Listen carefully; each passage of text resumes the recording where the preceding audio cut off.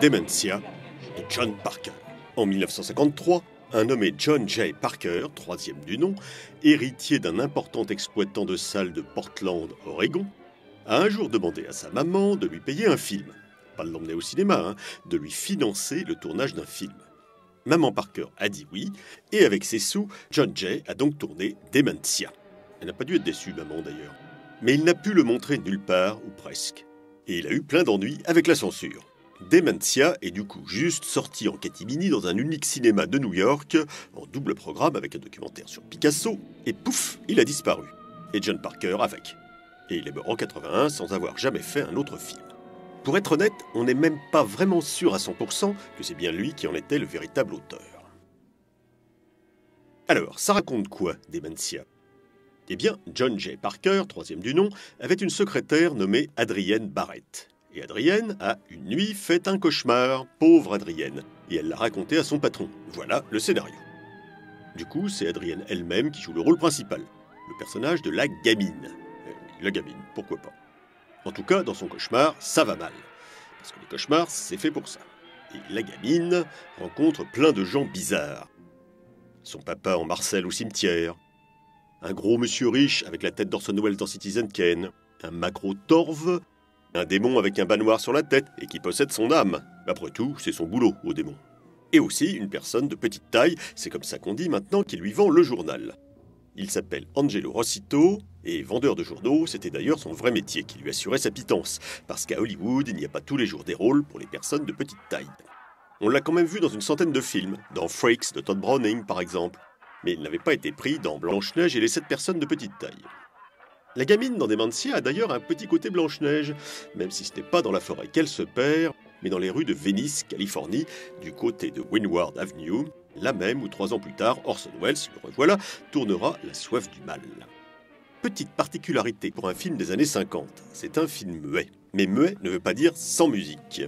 Et elle est signée Georges Antel, qui, parmi ses titres de gloire, peut se vanter d'avoir composé la musique du ballet mécanique de Fernand Léger en 1923, et d'avoir été très ami avec la comédienne Eddie Lamar, restée célèbre pour son apparition en petite tenue dans le film Extase.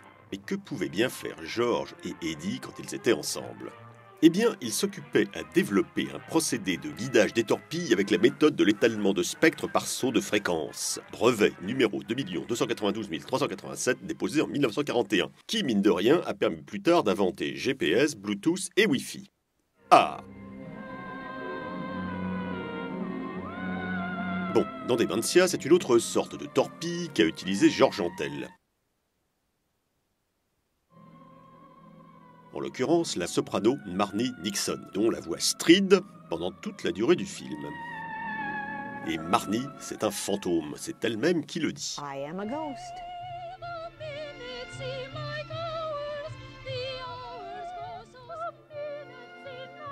De fait, quand Natalie Wood chante dans West Side Story, c'est Marnie Nixon qu'on entend. Même que ça ne lui a pas plu du tout à Natalie Wood. C'est vrai que les producteurs auraient pu la prévenir. Et quand Audrey Hepburn chante dans My Fair Lady, c'est Marnie Nixon qu'on entend.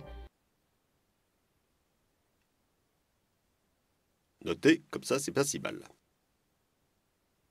I am here, the demon who possesses your soul. Toutefois, quand Dementia a été racheté vers 1958 par un nommé Jack Hatch Harris, il a tout de suite ajouté une autre voix. Une grosse voix. Une voix off qui fait bien peur. Jack Harris a aussi coupé quelques images pour ne plus avoir d'ennui avec la censure, et il a donné un nouveau titre à Dementia, Daughter of Horror.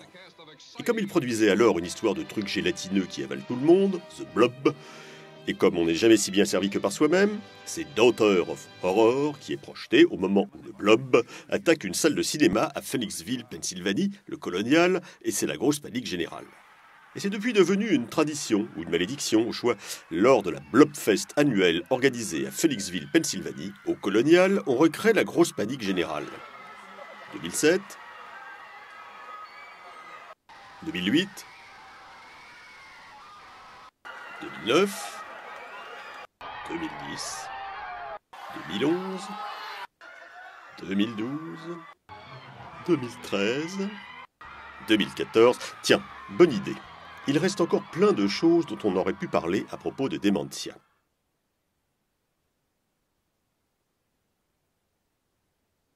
Alors, on va en faire une tradition ou une malédiction au choix, avec tous les ans un nouveau sujet sur Dementia. 2015, c'est fait. 2016, 2017, 2018, 2002. Mais il y a un moment, il faudra bien qu'on s'arrête.